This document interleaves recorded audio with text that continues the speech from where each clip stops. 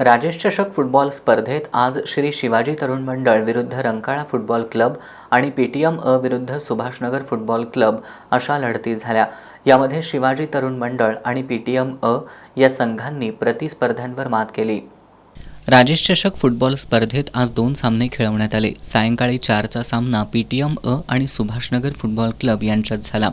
सामन्याच्या पूर्वार्धात 35व्या मिनिटाला पीटीएमच्या नबी खानच्या पासवर अमीन काझीर यानं गोल नोंदवत संघाला आघाडी मिळवून दिली।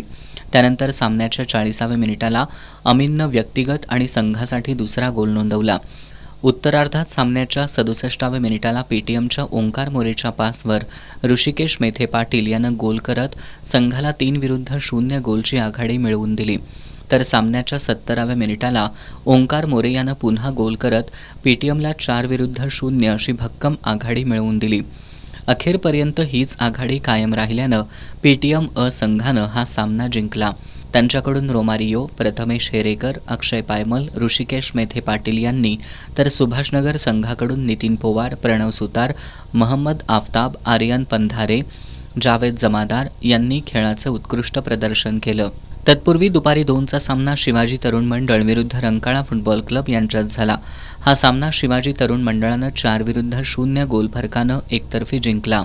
उद्या दुपारी 4 वाजता खंडोबा तालीम मंडळ विरुद्ध सम्राटनगर स्पोर्ट्स क्लब अशी एकच लढत होणार आहे।